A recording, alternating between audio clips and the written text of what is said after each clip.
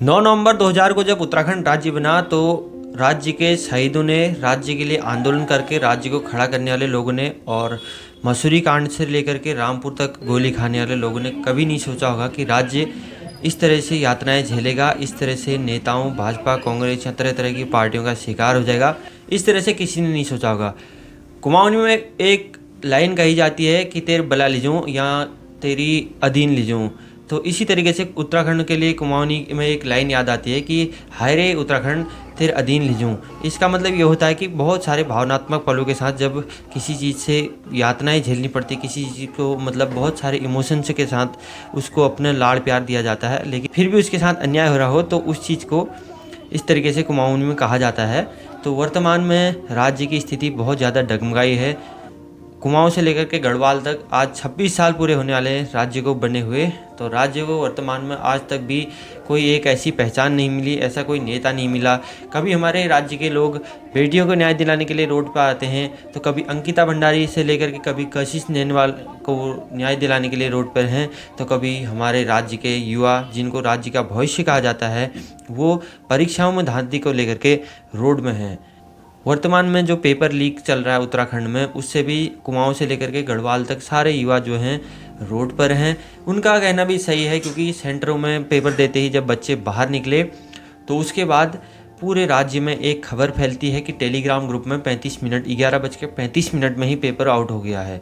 अब इस पर हमारे माननीय मुख्यमंत्री जी का एक भाषण आता है कि वो कहते हैं कि 11:35 में पेपर के 3 पेज अगर आउट भी हो गए हैं तो इस पर क्या दिक्कत है।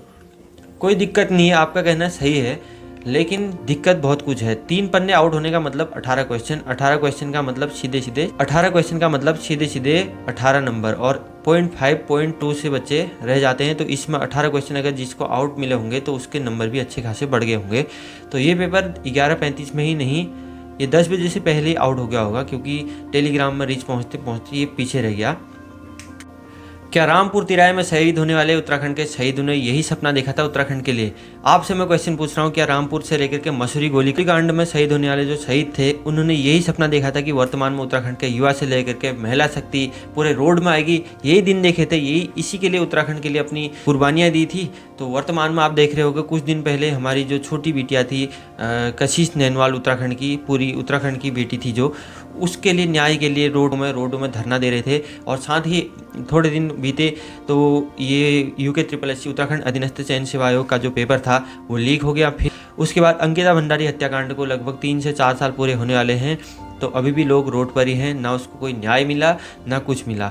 उत्तराखंड में अभी वर्तमान में भाजपा की सरकार है, जिसके मुख्यमंत्री हैं पुष्कर सिंह धामी। और पुष्कर सिंह धामी का इस तरह का बयान आना युवाओं के लिए बहुत ज़्यादा ठेस पहुँचा रहा है, क्योंकि युवा उनसे CBI जांच की मांग कर रहे हैं, लेकिन वो ठुकरा दे रहे हैं। तो ये बात भी सच है दोस्तों, अगर CBI जांच हुई तो भाजपा के से लेकर के कांग्रेस के बड़े बड़े नेता जो भी हैं उत्तराखंड में आज तक दबदबा बना रखा था जिन्होंने, वो भी जेल जाएंगे, वो भी नपेंगे। तो इसलिए राज्य सरकार इसको नहीं बना रही है, इसलिए राज्य सरकार CBI की जाँच को लगातार ठुकराते जा रही है। दोस्तों, राज्य में इतना समय हो गया है, लेकिन कई तरह की पार्टियां आई यहाँ पर, लगभग कई सारे मुख्यमंत्री आए यहाँ पर, कई सारी पार्टियां आई, भाजपा आई, कभी कांग्रेस आई, कभी नया मंत्री आया, कभी नया राज्यपाल आया, कभी कोई आया। हमें इससे मतलब नहीं है कि भाजपा आई या कांग्रेस आई, इससे मतलब नहीं है। तो राज्य को हर किसी ने लूटा है। देखो, जो कभी किसी ने खनन के तरीके से लूटा है, तो कभी किसी ने भूमाफिया ने लूटा है, तो कभी किसी ने अपने प्रॉपर्टी बना करके, भूलैंड बना करके पहाड़ियों को लूट करके पहाड़ियों को दूसरे राज्यों में दर दर भटकने के लिए मजबूर किया है।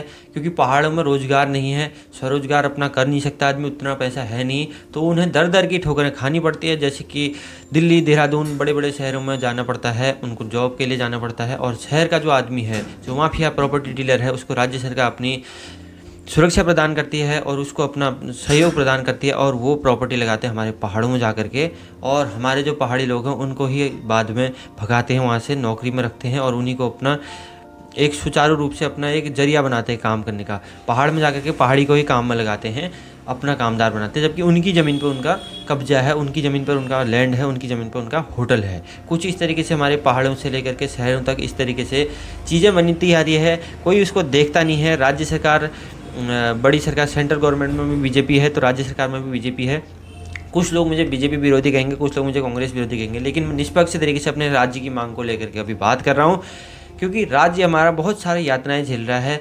जो जैन जी हैं वो भी काफ़ी इमोशनल हैं, क्योंकि वो एक पहाड़ी लोग हैं, तो उनमें एक इमोशन से हमेशा रहता है।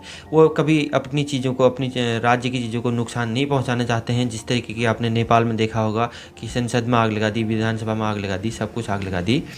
तो इस तरीके का हमारा जो राज्य के बच्चे हैं वो इस तरीके का काम नहीं करना चाहते हैं। पावर सब में है, पावर बेरोजगार संघ में भी है, बेरोजगार संघ इस आंदोलन को लीड कर रहा है, तो उन पर भी पावर है, उनके साथ जो पीछे खड़े हुए हैं बच्चे उन पर भी है। लेकिन वो आंदोलन को बिल्कुल संवैधानिक तरीके से कर रहे हैं। इसमें हमारी राज्य सरकार की पुलिस और राज्य सरकार को सपोर्ट करना चाहिए, लेकिन हमारे राज्य में वही पार्टी है, सेंटर में भी वही पार्टी है, तो इसका सहयोग नहीं मिल रहा है इस चीज़ को।